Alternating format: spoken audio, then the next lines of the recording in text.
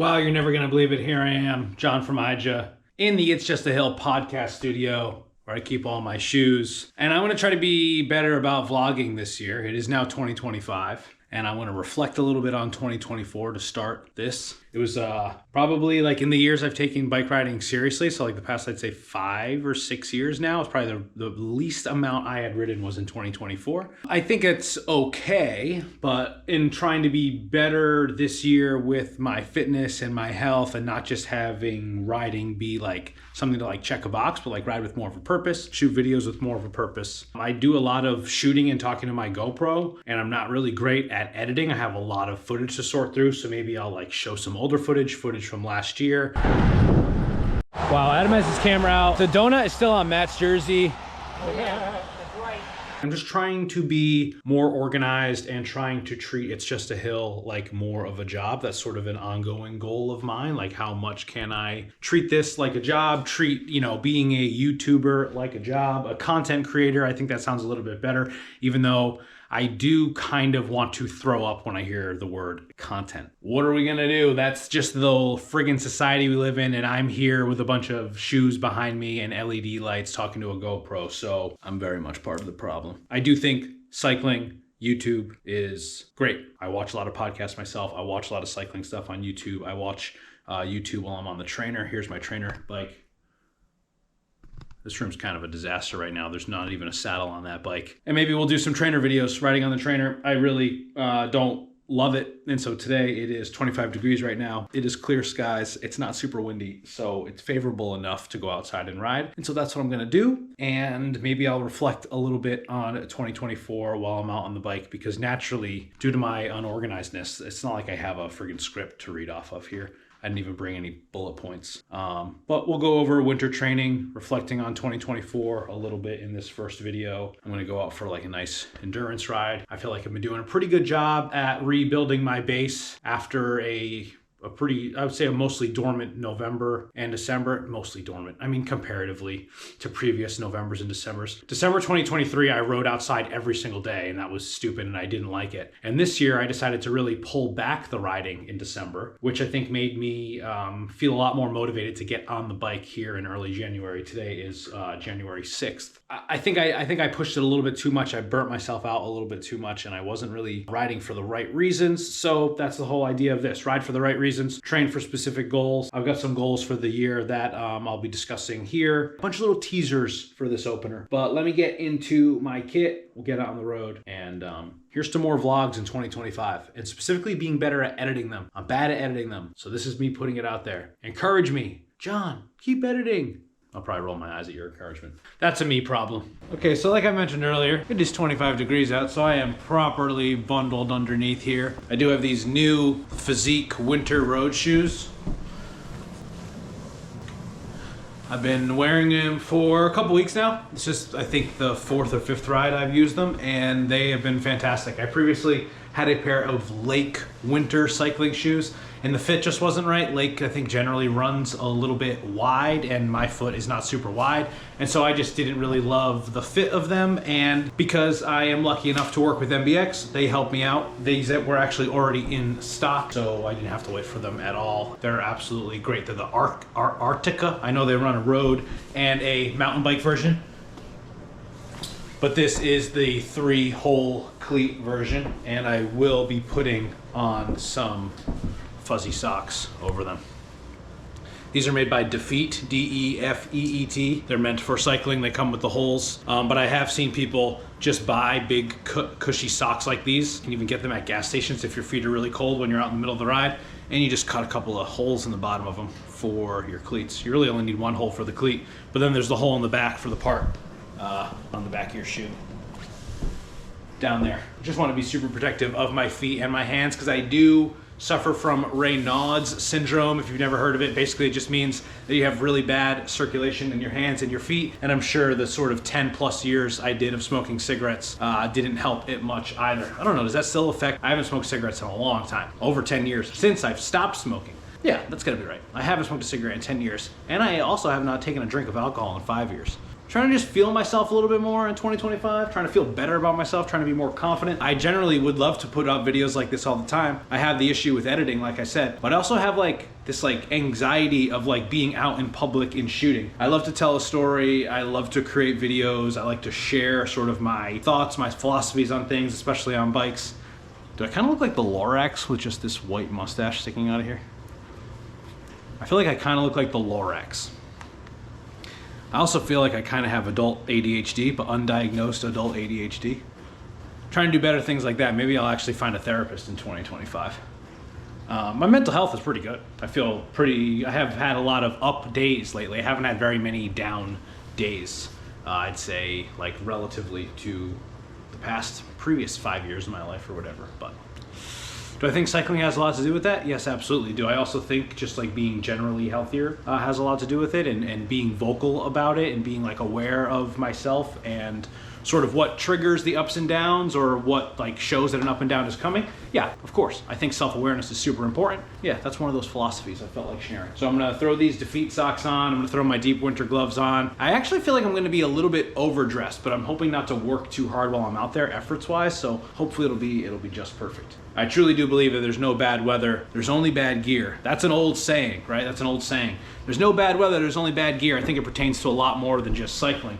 But what I like to add to it, there's no bad weather, only bad gear and bad attitudes. Because you can also, it's hard to be motivated in the cold. It's hard, I get it. It's hard to get on your bike almost any day. I feel like I've already sort of done the hardest part, which in the winter sometimes is getting all this kit on. It takes a little bit longer. But if you have your kit dialed in and you know what you like to wear in certain temperatures, it's not that bad. I'm gonna get out there and have a nice 3-ish hour endurance ride. We'll see how it is out there. Another good adage when it comes to cycling, I feel like cycling is full of these like little fucking terms, you know what I mean? Another good one is, see if I can smoothly put these glasses on. Obviously not. I will blame the balaclava. Another good adage, be bold, start cold. I always take that into account when I'm starting a ride. You're gonna be a little bit chilly at the beginning of a ride, right? Your heart rate is low, it's closer to resting, you know what I mean, than you are gonna be like 10 minutes into a ride. So you wanna start a little bit chilly. You don't wanna be heated right when you start because you're right, you are your own engine. You are your own heat. When you're out there, you can work a little bit harder and become a little bit warmer. I noticed that like if I do some efforts and then like do too long of a recovery where my heart rate is down like below 120, then I start to get cold, my core starts to get cold, and it turns the rest of my body cold. There is sort of a fine flow of riding outside in the cold. It zaps your energy in a different way, it burns calories in a different way, so you need to be cognizant of that. I don't plan on stopping on this ride. I am bringing 2 like 750 ml water bottles that each have a scoop of Scratch in it, which I also got from NBX. Thank you, NBX. Right now I'm on a Scratch kick because I happen to be able to get it at the shop, and I try to get everything that I can get available from NBX at NBX because I think it is important to support your local bike shop. So right now we got 1 scoop. It's only 80 calories per scoop. I'm also bringing a gel with me. I did have a bowl of oatmeal about 2.5 hours ago, and I also had 2 waffles about a half hour ago.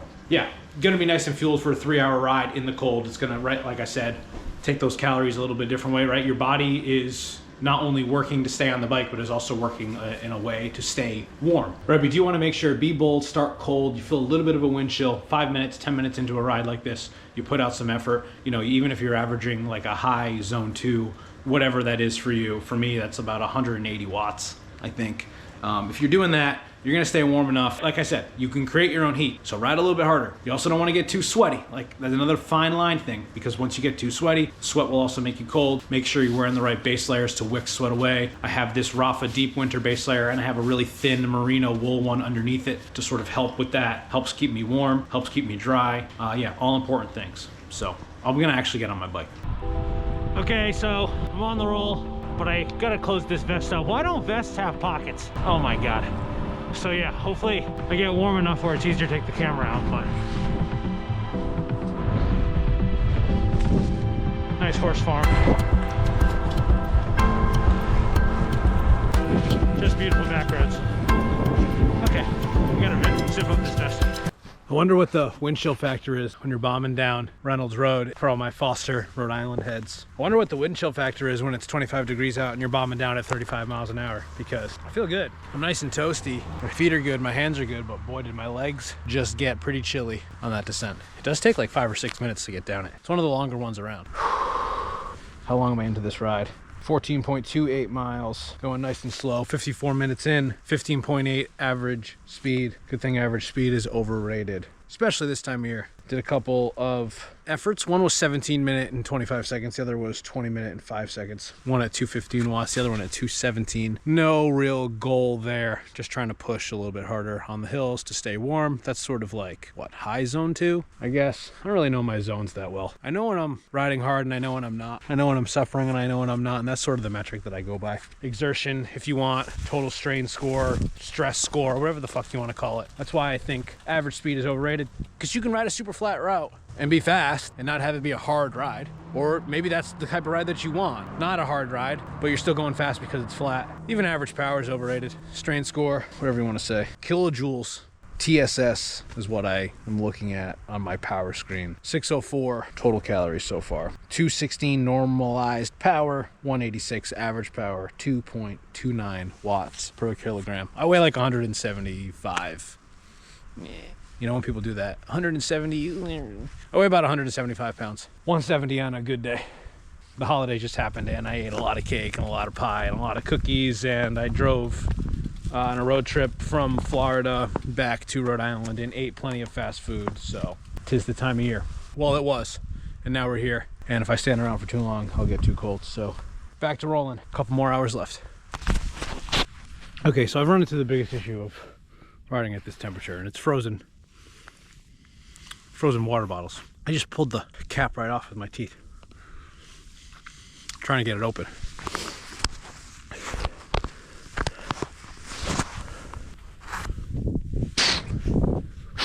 Friggin' ice in my mustache.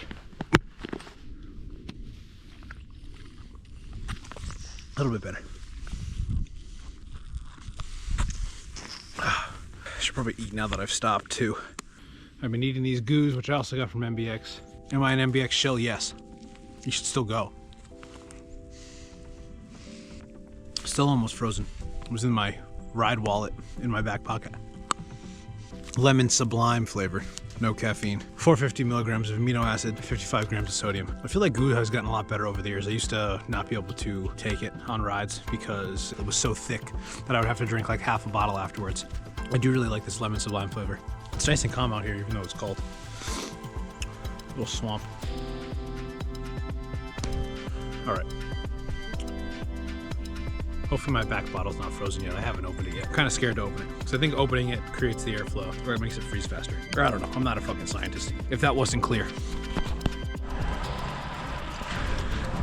There you have it. I'm on the home stretch. 3 hours and 22 minutes currently, 55.75 miles, 181 watt average, 16.5 miles per hour. Cold really took a lot out of me. Whole frozen bottle thing was a bit of a debacle. Ended up stopping a couple more times, just unscrewing the top to drink some water because those spouts ended up fully frozen. But I got a good workout in, did basically exactly what I wanted.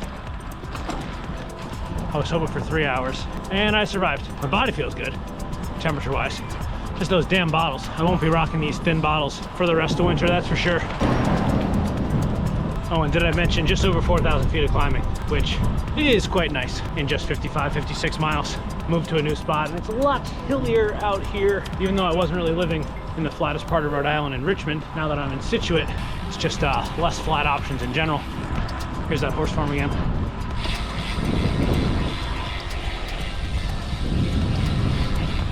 Backlit by the sunset a little, always nice. Go inside, warm up a bit, drink some tea. Let's look at those stats a little bit more and see what the plan is for the rest of the week.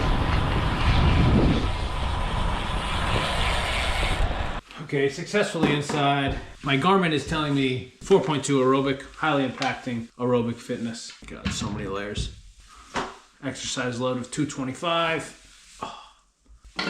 Let's see what the almighty eye of Strava has to say. I think I just heard my dog wake up. Harry! Hey, Harry. Come here, brother. What's up, my man? How you been? Hey, my man. Here he is. He's the real star of the show, I think. We went to the vet this morning.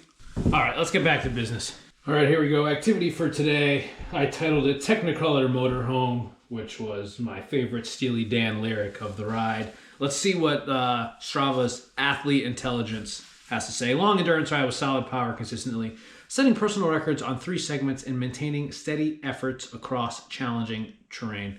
Now, they're not personal records because they're like my second best efforts or my third best efforts. So why does Strava say that? That is just wrong. It's not a personal best if it's your second best. Not that I was going for any efforts like that. That puts me at 10 hours and 23 minutes for the year. I'm trying to go for 700 hours for my yearly time goal on the bike. I was at 650-ish hours last year. That puts me at 1 hour and 6 minutes behind plan. And I'm also trying to go for 500 yoga activities. I did do yoga right before my ride. I am right on track with 8 currently so far on today, January 6th. So far, so good. Good ride. Can't really complain. The bottles thing sucked. I also forgot to pump up my tires at the beginning of the ride, so I was probably riding around 45 PSI instead of my normal 60, which wasn't a big deal. It's really just about the training this time of year. But yeah, so far so good. I'm gonna get out of these clothes, warm up, eat some dinner, and then yeah, see what the docket has in store for the rest of the week. Thanks. Okay, I'm fully showered and properly freezing. Yeah, I can't believe how cold my entire body temperature is. Like I said, my hands and feet usually give me a problem, and they felt pretty good, but just general body temperature. That's why I've got this nice warm Sherpa on here.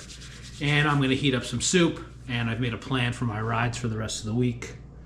3 hours, that's a check mark. 1 to 2 hours, 1 to 2 hours. Recovery Thursday. It looks kind of nice Friday. And by nice, I mean 38 degrees and sunny. 2 hours Saturday, and maybe a group ride on Sunday. We'll see how that all comes together. I think this will be the end of this video, and we'll see how the rest of the week plans out in the next one. Pans out? Plans out. No, it's pans out.